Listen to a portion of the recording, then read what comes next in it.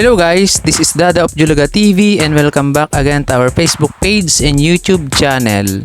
And for today's video ay nandito tayo sa ating work at ang gagawin natin ngayon ay iba't ibang gupit na naman guys. Kagaya na itong unang first client natin.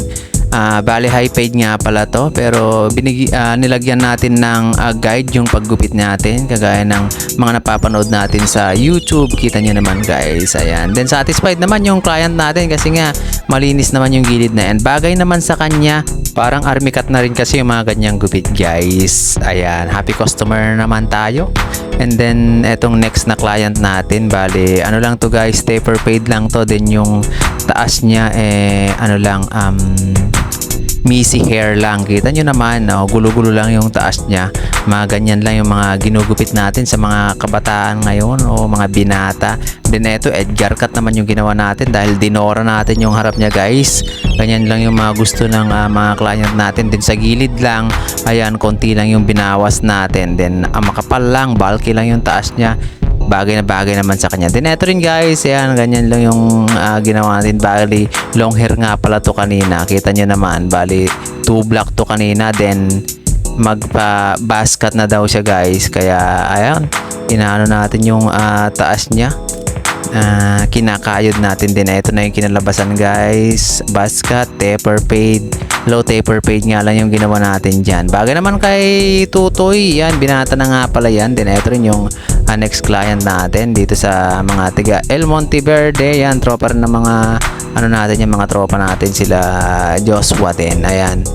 And Alan, ayan. Yes guys, kita nyo naman mga low taper paid lang. Ay, low paid lang nga pala yan, sorry. Pero bagay din sa kanya. Kaya, ayun, happy customers naman tayo guys. Kita nyo naman yung mga nagupitan natin na una ngayon. Tuloy-tuloy lang tayo. And eto, dire-diretso na tayo guys sa ating paggugupit. Kita nyo naman, ayan, ganyan lang. Kung anong maigupit na lang natin sa mga client natin dahil sunod-sunod na yan.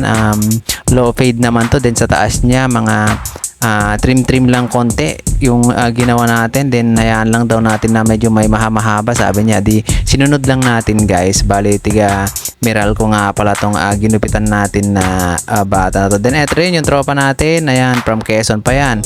Kaya lang dito nagtatrabaho guys sa Taytay. Bali nagpagupit din sa atin si tropa. Ayan, nakabisita din. Ayan, shout out sa iyo Chong. Then next natin, eto na naman si Mulit. Ayan, ginawa nating Mulit yung gupit ni boss. Ganyan lang, pero napakababa, hindi niya pinapabawasan yung taas niya. Then yung gusto niya lang, di yun yung ginawa natin. Bale eto naman guys, ayan, mid fade lang. Then ilagyan lang natin ng hairline sa taas niya. Then binawasan natin. Bale mahaba nga pala yan buhok niyan kanina guys. Kaya ganyan na yung nangyari. Pero bagay naman sa kanya, kitang-kita nyo naman. Dito high fade din yung ginawa natin guys. Kita nyo naman yung gupit niya. Then pael lang, mahilig lang tayo sa pael, basta kininis natin yung gilid niya. Ayan, satisfied na naman yung customer natin. Then eto, si Chong, low fade nga lang yung ginupit natin sa kanya. Then sa taas niya konting trim lang, texture. Then okay na daw, sabi niya.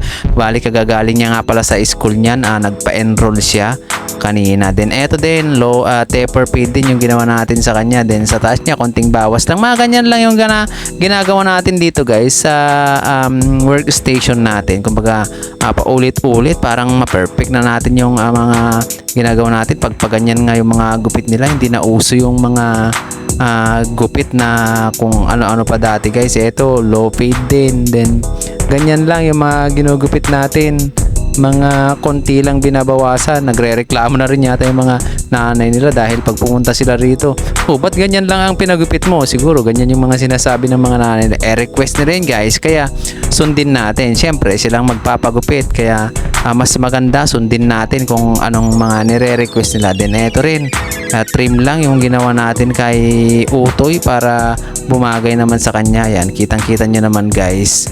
Ayun o, then etong batang to, bali dalawa nga pala silang nagpagupit niyan. Isa dun sa kasama ko, then isa din sa akin. Napaka ganda naman ng nangyari dun sa gupit ng batang yon. Kita nyo naman. Then eto rin si Chong, ayan, kung anong gupit nila, trim lang natin. Then si boss, eto kasama niya rin yung misis niya nandun sa likod, oh. Talagang pinagaya niya dun sa gupit ni Christopher De Leon, sabi niya guys. Pero ayan lang, kumbaga trinim lang natin, then konting bawas lang yung taas niya, okay na. Then eto rin si boss, ayan, hinintay niya pa ako niyan kanina, magkasunod sila. Ganyan lang yung gupit niya, kumbaga semi-fade lang. Straight cut lang yung gilid niya guys, binawasan natin yung taas niya, then yung gilid niya uno lang. Then eto yung si bossing, napaka-generous din ng mga customer natin. Generous din yung sumunod dun kanina.